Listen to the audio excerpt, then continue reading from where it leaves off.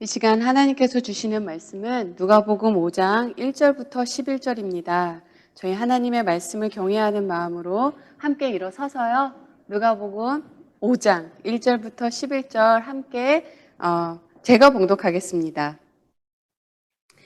무리가 몰려와서 하나님의 말씀을 들을새 예수는 게네사렛 호숫가에 서서 호숫가에 배 두 척이 있는 것을 보시니 어부들은 배에서 나와서 그물을 씻는지라. 예수께서 한 배에 오르시니 그 배는 시몬의 배라. 육지에서 조금 떼기를 청하고자 앉으사 배에서 무리를 가르치시더니 말씀을 마치시고 시몬에게 이르시되 깊은 데로 가서 그물을 내려 고기를 잡으라. 시몬이 대답하여 이르되 선생님 우리들이 밤이 새도록 수고하였으되 잡은 것이 없지만은 말씀에 의지하여 내가 그물을 내리니이다 하고 그렇게 하니 고기를 잡은 것이 심이 많아 그물이 찢어지는지라. 이에 다른 배에 있는 동무들에게 손짓하여 와서 도와달라 하니 그들이 와서 두 배의 채움에 잠기게 되었더라. 시몬 베드로가 이를 보고 예수의 무릎 아래에 엎드려 이르되 주여 나를 떠나소서 나는 죄인이로소이다 하니 이는 자기 및 자기와 함께 있는 모든 사람이 고기 잡힌 것으로 말미암아 놀라고 세베대의 아들로서 시몬의 동업자인 야고보와 요한도 놀랐습니다. 예수께서 시몬에게 이르되 무서워하지 말라 이제 후로는 내가 사람을 취하리라 하시니 그들이 배들을 육지에 대고 모든 것을 버려두고 예수를 따르니라. 풀은 마르고 꽃은 시드나 하나님의 말씀은 영원히 서리라. 아멘.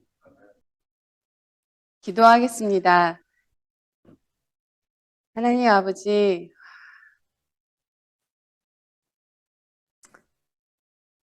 감당할 수 없는 자리에 자격 없는 자가 섰나이다.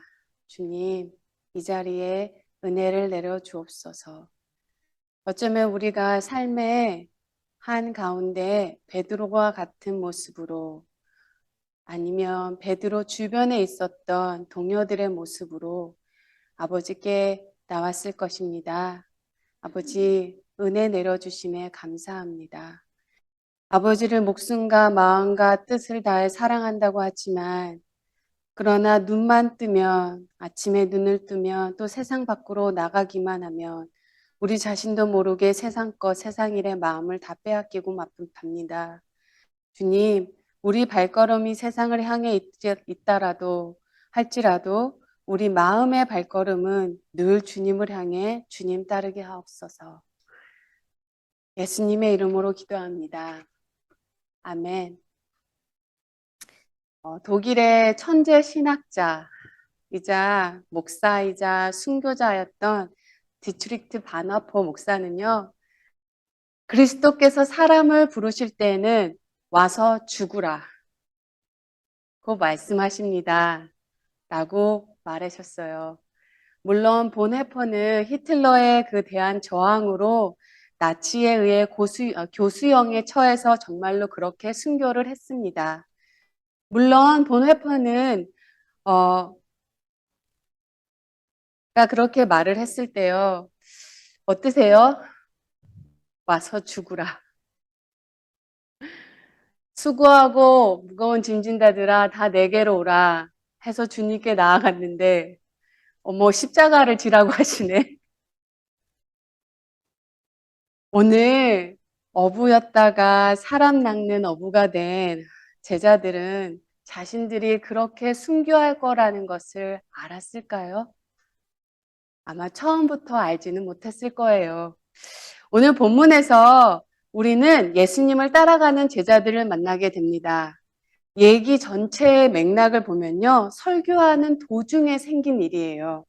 예수님이 설교를 시작하셨는데 말씀을 전하기 시작하셨는데 그 말씀을 전한 장소가 게네사렛 호숫가라고 합니다. 1절, 2절을 읽을게요. 무리가 몰려와서 하나님의 말씀을 들을새 예수는 게네사렛 호숫가에 서서 호숫가에 배 두 척이 있는 것을 보시니 어부들은 배에서 나와서 그물을 씻는지라. 광야에서 마귀에게 40일 동안 시험당하신 예수님은 기꺼이 십자가 고난의 길을 걷기를 주저하지 않으십니다. 그렇게 예수님은 성령의 능력을 가지고 갈릴리로 가셨어요. 갈릴리에 돌아가셔서 회당에서 가르치기 시작하셨습니다. 그러다 예수님이 자라셨던 나사렛으로 가셨어요.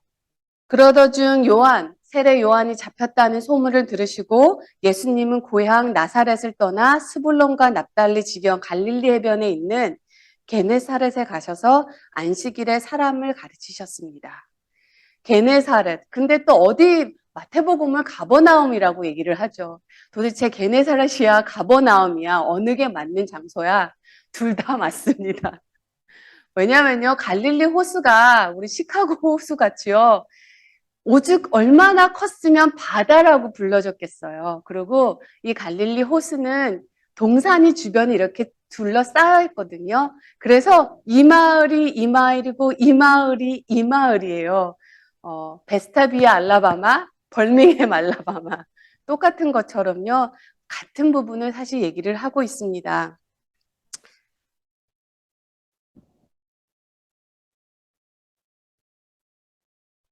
그런데 이 갈릴리 호숫가에 이렇게 동산들이 있다 보니까요. 그 입구를 들어가면요. 입구가 이렇게 층계마다 층층으로 된 이런 약간 해안선이 있어요. 지그재그역 해안선이 있거든요. 그러다 보니까 이게 어떻게 될까요? 자연 앰피티에르가 되는 거죠.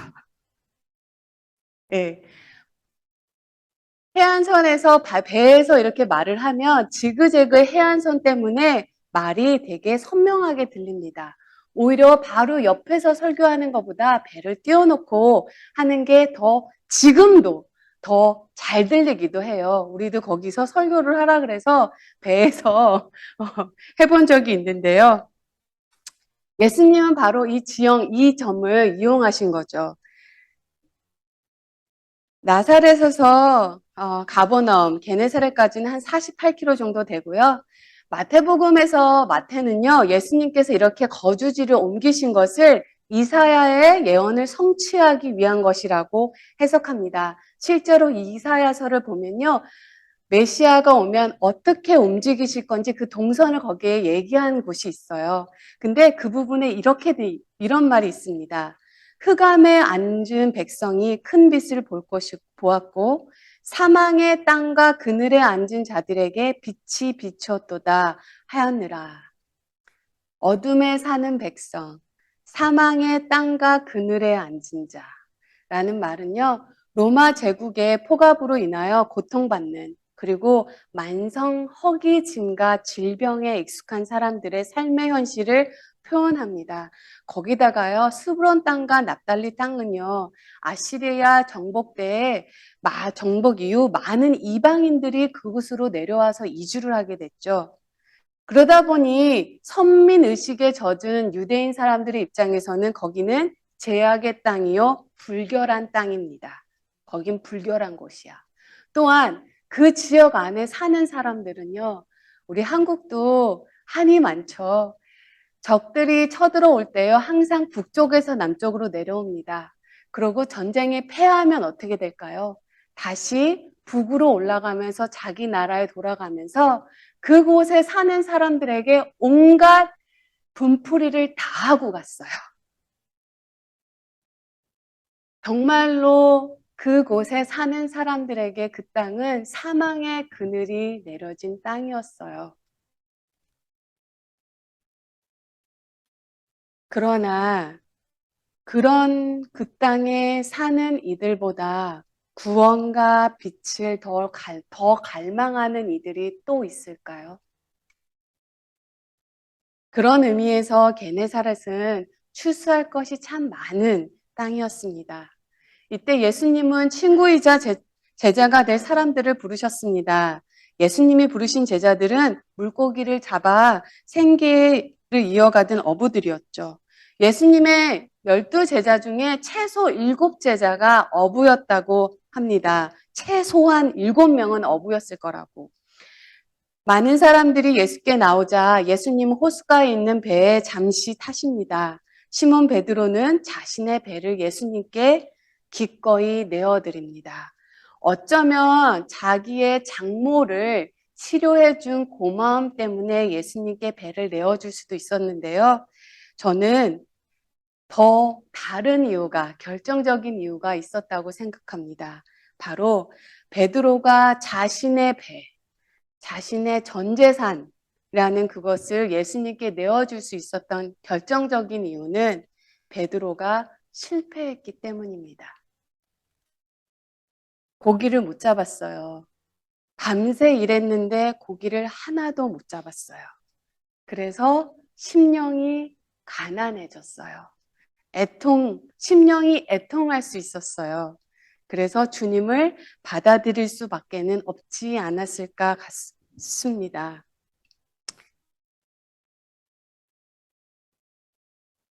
아마 우리 가운데도요, 애통한 마음에 울 곳을 찾아 헤매다가 교회에 나와서 주님을 만나신 분들이 아마 있으실 거예요.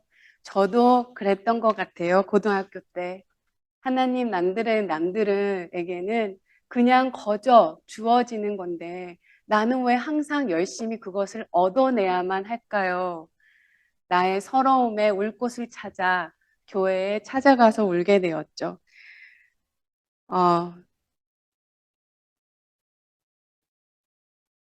정말로요. 자기 만족에 겨운 사람은 하늘의 위로를 필요하지 않아요. 사람이 그래요. 스스로 어찌할 수 없는 한계에 부딪혔을 때 사람은 비로소 자기가 자금을 자각하죠. 어린 아들과 함께 주인 사라에게 쫓겨나 광야를 떠돌던 하갈은 다가오는 죽음을 내려다보며 비통해합니다.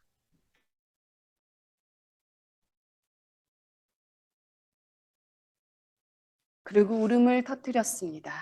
그때 바로 하나님께서 그에게 다가가 위로하시고 보호자가 되어주셨습니다. 저는 베드로가요, 오늘 애통한 심령이기도 했지만 베드로의 삶에서 가장 애통했을 때는 주님을 3번 모른다고 부인했을 때라고 생각해요.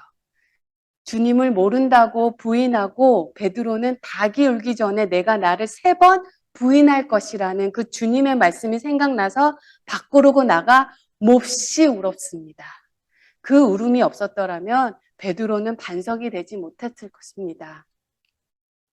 청년 때를 돌이켜보면요, 어, 저는 아니었어요.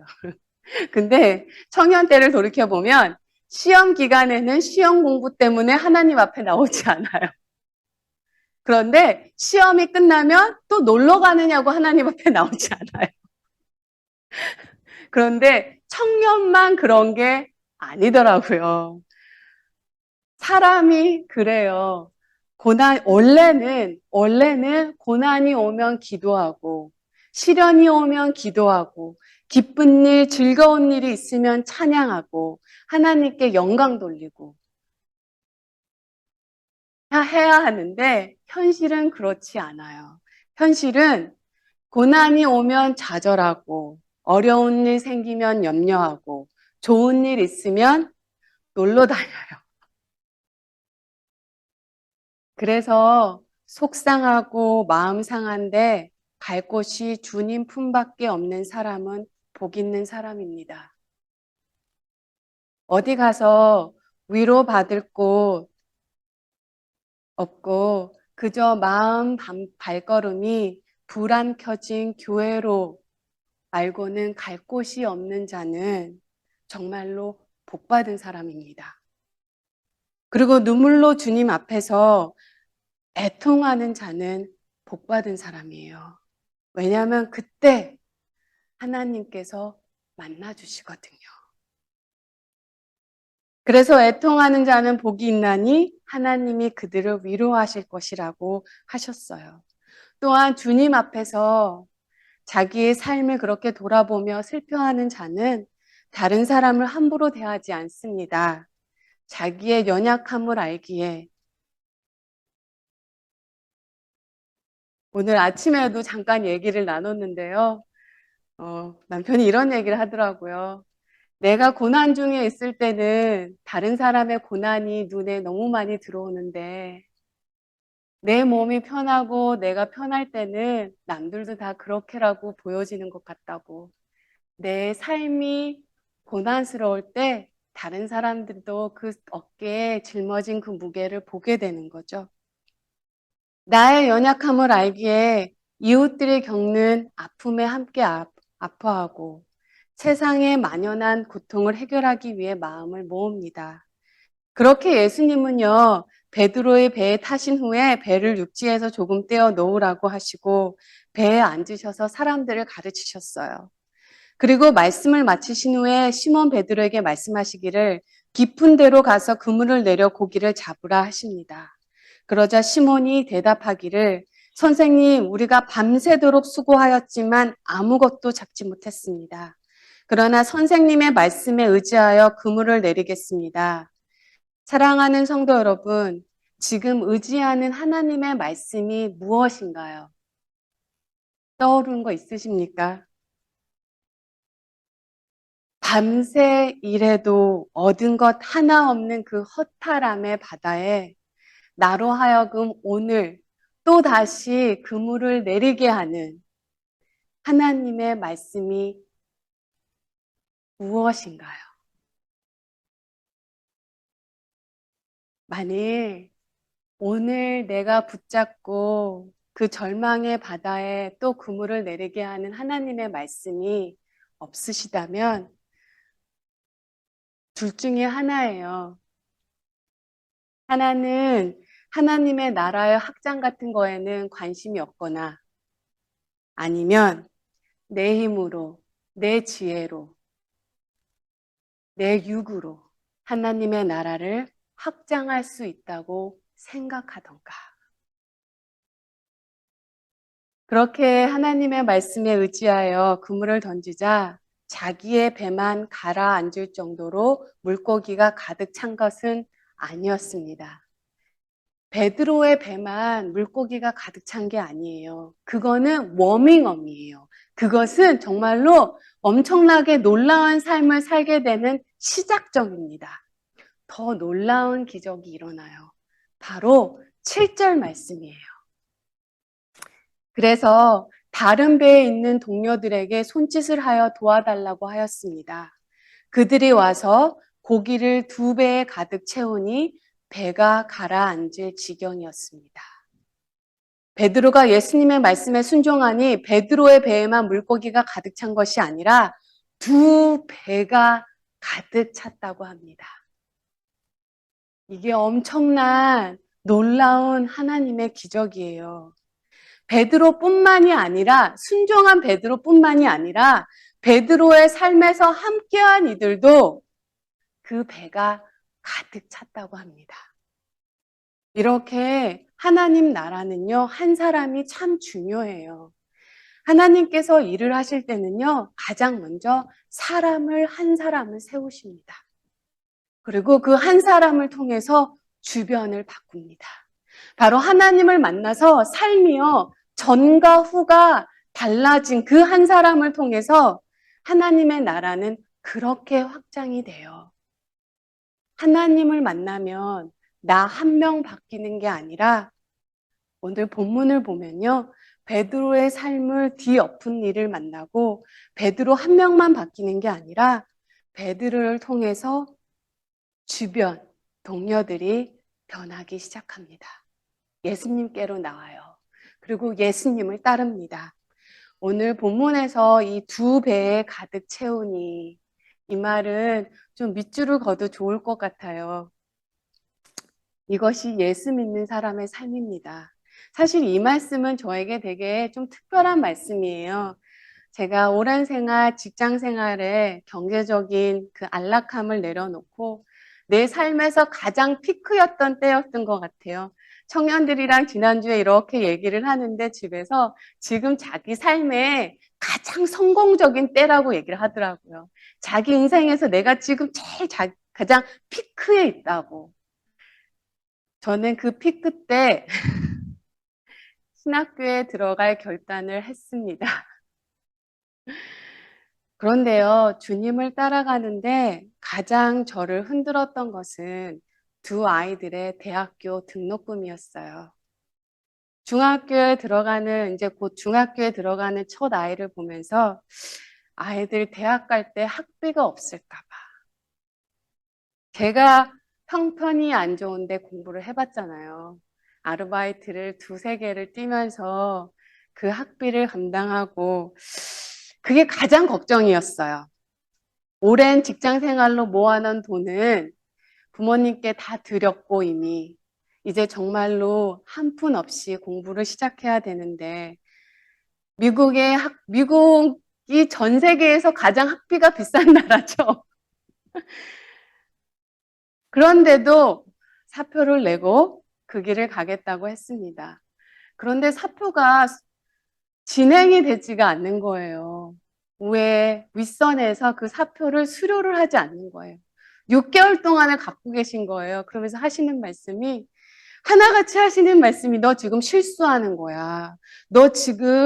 너가 아직 지금은 열정이 있어서 그런데 나중에 정말로 후회할 거야. 이거는 아니야. 조금만 더 생각해봐. 6개월을 그렇게 끄시는데 제가 말라 죽겠더라고요. 가뜩이나 내 안에 흔들림이 있는데 주변에서 흔드니까 더 힘든 거예요. 바싹바싹 말라 죽겠는데 하루는 아침에 묵상을 하는데 두 배가 가득 찼다. 이 말씀이 가슴에 다가왔어요. 하나님, 이것이 진리라면, 이것이 진짜라면 주님 전부를 드리겠습니다. 제가 하나님의 자녀를 위해서 살 거니까 아버지께서 제 자녀를 감당하여 주옵소서. 하나님께서 키우옵소서. 하나님께 맡깁니다. 하고 주변의 말들을 다 제끼고 이제 2주 후면 저는 떠나겠다고 하고 그렇게 결단하고 나온 것 같아요. 신앙은요, 결단입니다. 정말 신앙은 결단이에요. 재물을 섬길 건가, 재물을 섬길 건가, 아니면 나를 섬길 건가, 아니면 하나님을 섬길 걸까. 정말 결단은 버릴 것들은 버리고 붙들고 확고하게 붙들어야 되는 것은 붙드는 것입니다. 그리고요, 매 순간 선택의 시점에서 결단을 해야 되는 거예요. 하나님을 따를 것인지 세상을 따를 것인지 하나님의 방법으로 할 것인지 세상의 방법으로 할 것인지.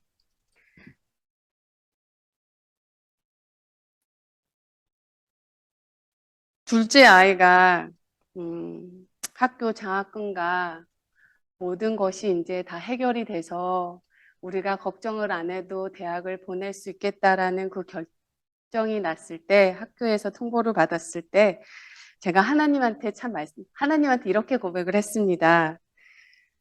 하나님은 의리가 있으십니다.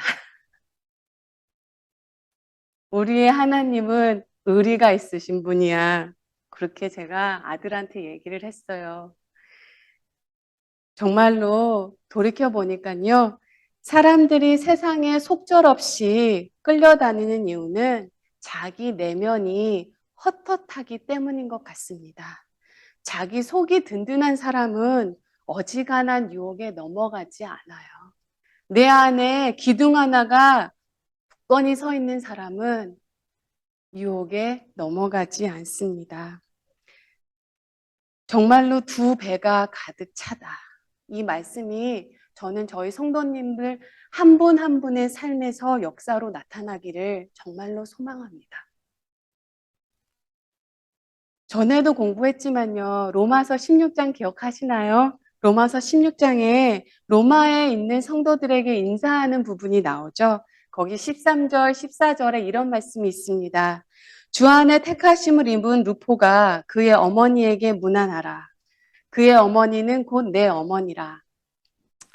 아승그리스도도 블레곤도 허메와 바드로바, 허바와 허마와 및 그들과 함께 있는 형제들에게 문안하라.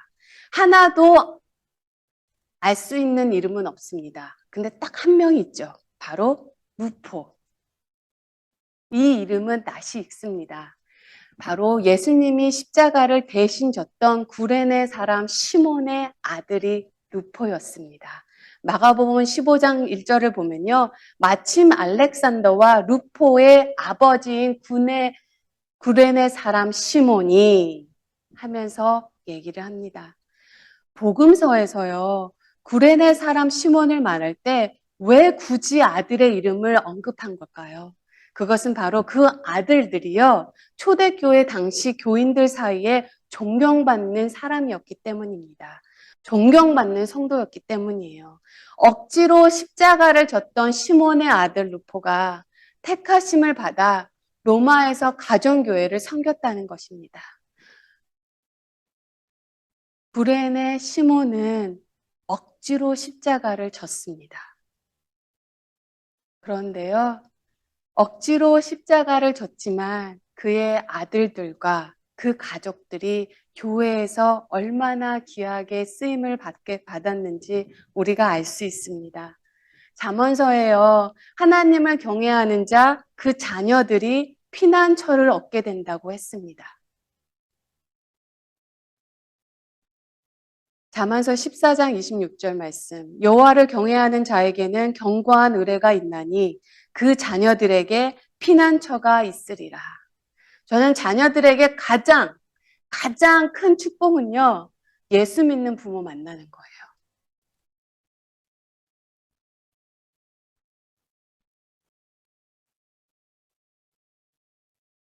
정말로요. 구르네 시몬은 억지로 십자가를 졌습니다. 그런데 하나님은 그를 통해서 놀라운 일을 하십니다. 구레네 시몬에게 억지로 그 십자가를 졌을 때 그것을 알았을까 싶습니다. 근데 정말로 이런 일이 우리 주변에서도 지금도 종종 보게 되죠. 때때로 우리도 억지로 십자가를 질 때가 있습니다. 그런데요, 그 십자가가 복일 수 있다는 사실을 반드시 알아야 합니다. 그리고 8절에서 깊은 곳에 그물을 내리라는 예수님의 말에 순종하여 많은 물고기를 잡게 된 베드로는 예수님의 발 아래 엎드려 이렇게 고백합니다. 주님, 제게서 떠나 주옵소서. 저는 죄인입니다.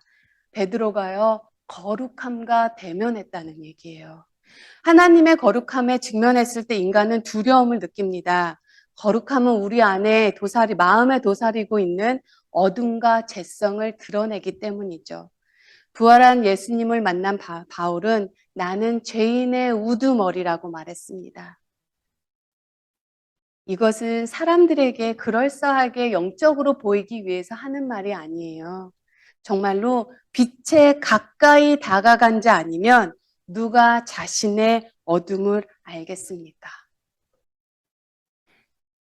마지막으로 이 모든 것을 보고요. 베드로와 그의 동생 안드레뿐만이 아니라 베드로의 동료인 야고보와 요한도 놀랐다고 합니다. 예수님께서 시몬에게 말씀하시기를 두려워하지 말라. 이제 너는 사람을 낚을 것이다. 그러자 그들은 육지에 배를 댄 후 모든 것을 버려두고 예수님을 따랐다고 합니다. 그렇게 베드로와 그의 동생 안드레, 그리고 야고보와 요한 역시 사람을 낚는 어부로 예수님을 따릅니다. 사람 낚는 어부라는 말은 사실 예레미야 16장 16절에서 이미 예언이 된 말씀입니다. 하나님께서 그때 사람을 낚는 어부를 부르실 거라고 하셨거든요.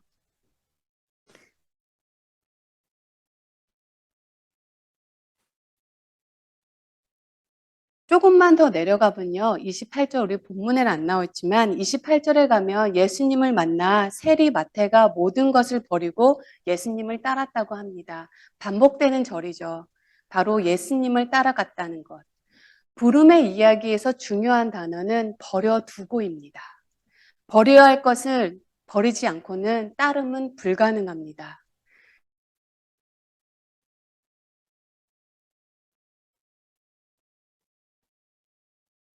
저도 부르심을 받을 때 같은 말씀을 받았어요.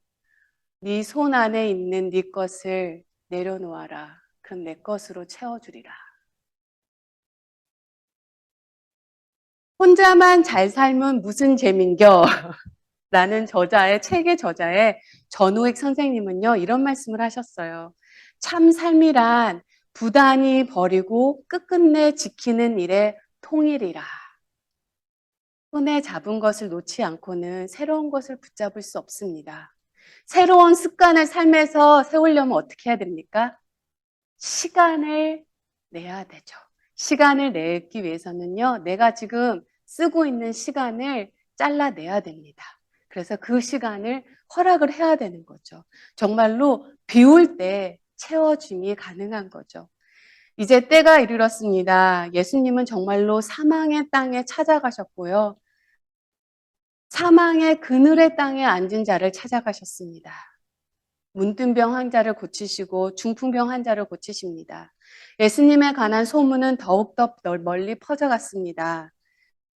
아름다운 향기가 사람들을 끌어모으듯 예수님과 계신 곳에는 사람들이 모여들었습니다. 생에 온갖 짐을 지고 비틀거리던 이들이 예수님을 찾아왔고 예수님은 그들을 고치십니다. 믿음이 있는지 없는지를 따지지도 않으셨어요. 도덕적인 삶을 살고 있는지 아닌지를 따지시지도 않으셨습니다. 다만 그들을 부둥켜 안으셨어요. 누군가를 부둥켜 안는다는 거 쉬운 일이 아닙니다. 나를 내어주는 것이 어떻게 쉬울 수가 있겠어요. 더 많이 사랑하는 사람이 더 상처받기 마련이기 때문이죠. 그런데요, 이렇게 하나님의 나라는 확장이 된다는 거예요. 정말로 바야흐로 새로운 역사가 시작되었습니다. 한 사람이 예수 안에서 세워질 때 그 사람을 통해 주변 사람들을 하나님께서는 세우십니다. 이것이요, 한 사람이 예수만 볼 때 일어나는 기적이에요. 그렇게 하나님의 나라는 확장되고 초대교회는 성도의 70%가 노예였다고 합니다. 그런데 그들이 전한 복음 앞에 에베소가 문을 열고 빌립보가 항복을 했고 대로마 제국이 백기를 들었습니다. 이런 십자가 복음이 우리 삶의 모든 영역에서 능력으로 나타나기를 예수님의 이름으로 기도합니다.